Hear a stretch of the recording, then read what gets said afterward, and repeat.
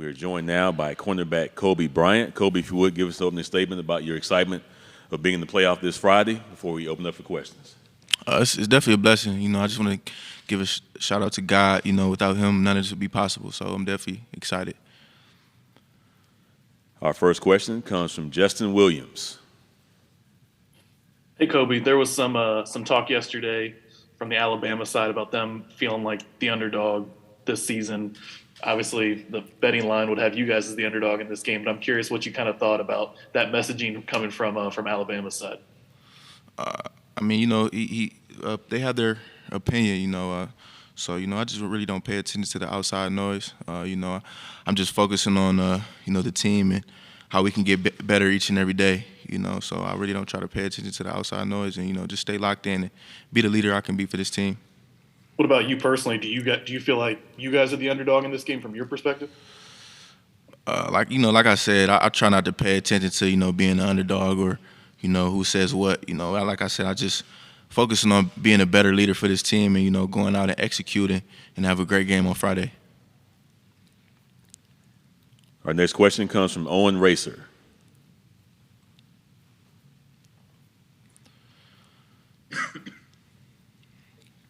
Can you talk about what you're seeing in Jameson Williams' film?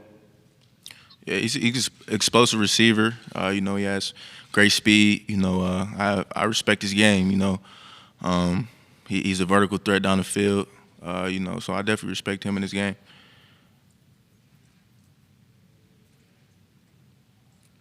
Next question comes from Joseph Hoyt. Hey, Coby, this is Joseph Hoyt from the Dallas Morning News. A lot has been talked about Ahmad Gardner's development, going from a 150-pound wide receiver to being the corner he is today. I'm just curious from another corner in the room, what was he like when he first got there? Could you kind of see the talent pretty immediately and then just see that a little development could take him a long way? Absolutely. I saw it from day one. That's kind of why me and him have such a great relationship. From day one, I took him under my wing, as my little brother. I saw it from the first day he stepped on campus, and just to watch his growth from day one up until now is impeccable. I actually just complimented him on that not too long ago, just to see his body change and him getting faster, stronger, bigger. It's definitely been fun to watch and be a part of. And one quick follow-up. It kind of seems like a lot of you guys have been talking all season about how to block out the noise, and it seems like that's a really important thing for you in this team. Was that something maybe as a team you guys talked about in the beginning of the season? Can you maybe trace that back to somewhere? Absolutely. That was the message from day one.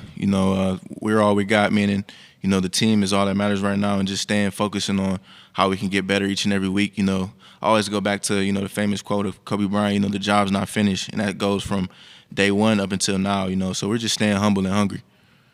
Thanks, Kobe. Next question comes from Charlie Potter.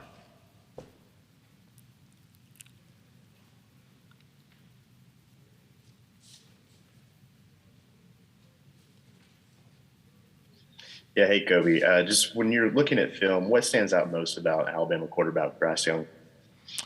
Just how confident and poised he is, just for him to be only a sophomore, I have the utmost respect for him, just being poised and, playing quarterback isn't easy. And, just to not get rattled by anything and, playing on the stage that he's played on, it just shows me a lot about him and his character. Our next question comes from Johnny Congdon. Hey, Colby. Obviously, with John Mechie being injured, Alabama comes into this game with the exception of Jameson Williams. They got a lot of young receivers, whether it be Ja'Cory Brooks, Trayshawn Holden. As a veteran defensive back, do you feel like that's something that you guys have to your advantage, that maybe you and your fellow cornerbacks might be able to play a little bully ball with some of these younger receivers, maybe get in their head early on? It doesn't matter who lines up in front of us. We are going to treat all our opponents the same. We respect all our opponents. Just go out and play our game. You just can't do anything extra, just be out of character. We just have to be ourselves. And like I said, just play our game and, dominate the way that we know how to dominate. And then just a quick follow-up. Is there anything from Bryce that you've seen on film, Bryce Young, of course, that maybe stands out that maybe the average football fan at home isn't seeing, is rather mentally, physically? Is there something that he does better than any other quarterback you've studied? I would say he has a great deep ball. He throws the ball really well and smooth. And I honestly respect him. And like I said, just how poised he is and confident, and he just doesn't get rattled by, if they're down or, anything. It's just that I respect that. Thank you. Our next question comes from Michael Casagrande. Have you seen anybody with the same kind of speed as Jamison Williams, and how do you handle someone, a track star type speed guy as a corner? We face speed every day. We have fast receivers ourselves. Tyler Scott, Trey Tucker. Even Mike Young. He has speed. Alec Pierce, obviously. So we face speed every day. So just like I said, just playing our game and being confident. We just can't get out of character for someone being fast or anything. Just being ourselves and, like I said, just dominating the way that we know how to dominate. Thank you.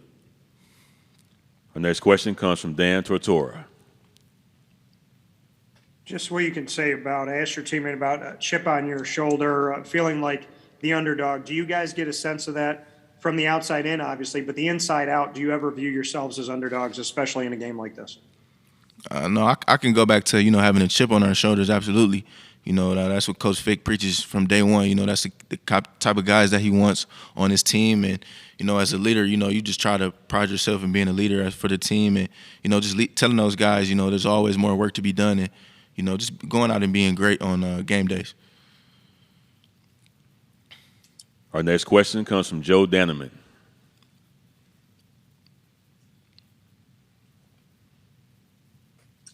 Joe Danneman from Fox 19 in Cincinnati. Hey, Coby, are you able to enjoy, because bowl week is supposed to be fun. You're supposed to have events and do things like that. I know COVID has changed things a little bit. Are you still able to enjoy this week and do some things as a team, the kind of events that you were expecting? Absolutely. I'm blessed. I'm with my brothers, my coaches, and most importantly, it's football. Football is supposed to be fun. This is the game that I've been playing since I was 6 years old. So absolutely I'm having fun. It's what I want to do. You work so hard from day one just to get up to this opportunity, but like I've continuously preached, the job's not finished. So absolutely I have fun, but it's also work to be done. And to follow up, are you wearing number 8 in the bowl game for Coby? Yes, absolutely. Our final question comes from Owen Racer.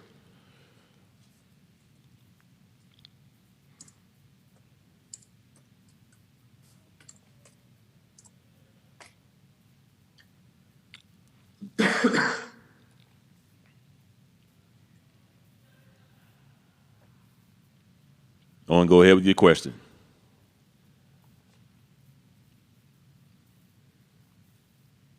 All right, that'll do it, Coby. Thank you for joining us. Yeah, thank you. This concludes our Zoom interview session. The full transcript, along with video and audio files, will be distributed via email and posted in the Goodyear Cotton Bowl Classic section of the College Football Playoff Media Portal. To gain access to the portal, send an email to licensing@catapultsports.com. Thank you again for